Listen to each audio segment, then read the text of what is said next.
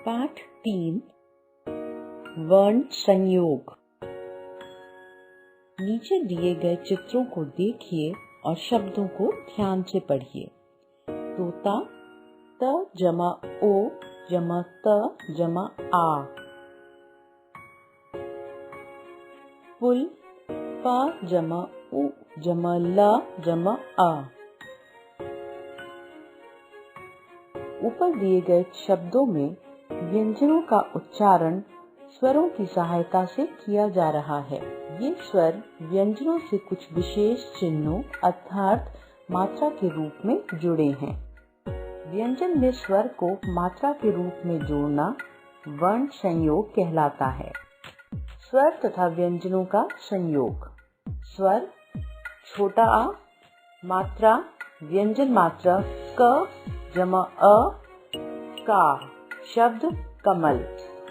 स्वर बड़ा आ मात्रा क जमा आ का काला। छोटी ई च जमा ई ज ची चिड़िया। बड़ी ई च जमा ई ची चीनी। उ छोटा उ गु जमा उ गुलाब। बड़ा ऊ फ जमा ऊ फूल। री व जमा री व्री वृक्ष। ए स जमा ए से सेब। ए ऐ प जमा ए पैर। ओ म जमा ओ मोर। औ प जमा औ पौधा।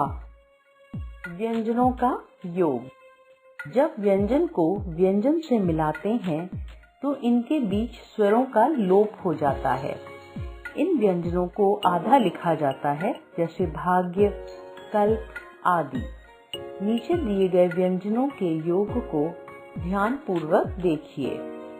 खड़ी पाई वाले व्यंजनों की पाई हटाकर अन्य व्यंजनों में जोड़ा जाता है जैसे ख ख्या ख्याति, च चिच बच्चा, ज ज्व ज्वाला, त ते त्याग, था थे तथ्य, ध धे ध्यान, न नन पन्ना, भ भे शब्द, य ये शैया, ल लब बल्ब।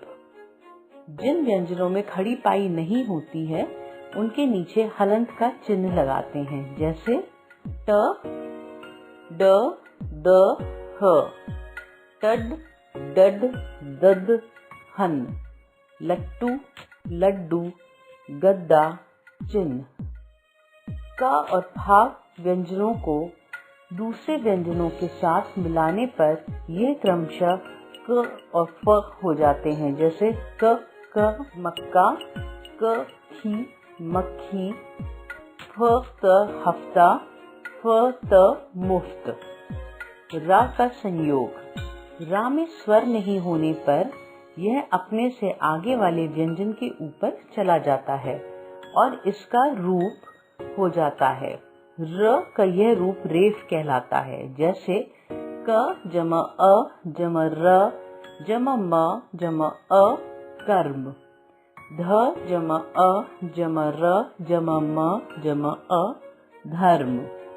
किसी स्वर रहित व्यंजनों के बाद जब रा पूरा हो तो उसे री के रूप में दर्शाया जाता है। इसे निम्नलिखित 4 प्रकार से दिखाया जाता है।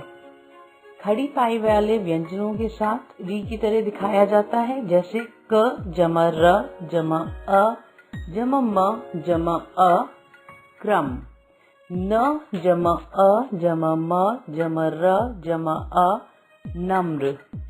द और ह जैसे व्यंजनों के साथ रा का रूप द्र और ह्र हो जाता है जैसे द जमा र जमा अ जमा व जमा अ द्रव्य।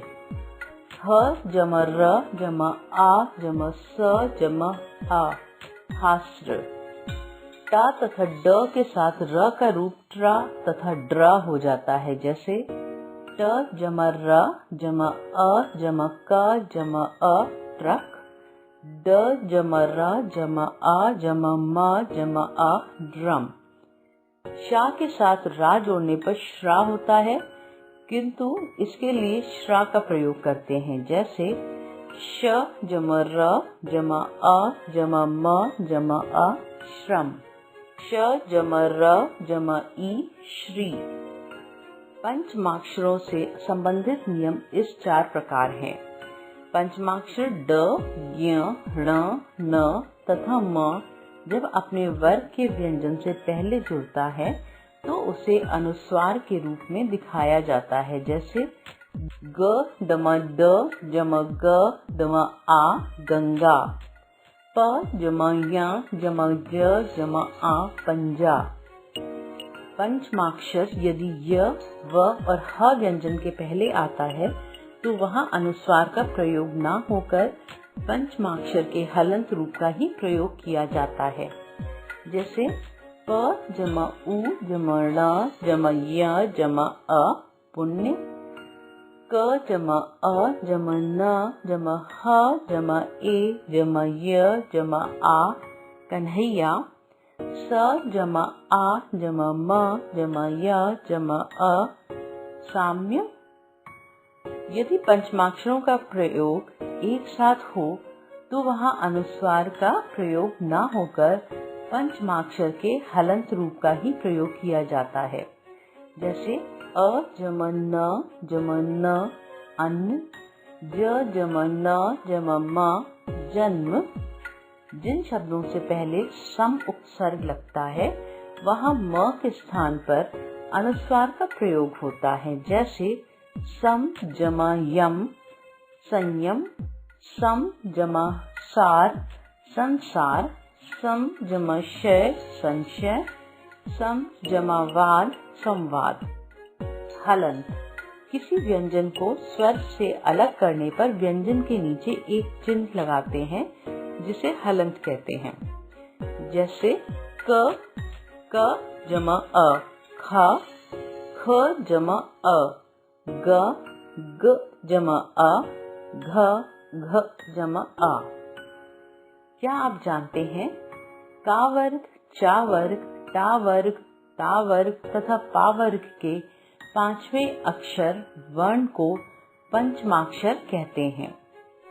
क्या आप जानते हैं जिन शब्दों या शब्द खंडों का अपना कोई स्वतंत्र अर्थ नहीं होता किंतु दूसरे शब्द या शब्द खंड के प्रारंभ में जुड़कर विशेष अर्थ प्रकट करते हैं उसे उपसर्ग कहते हैं।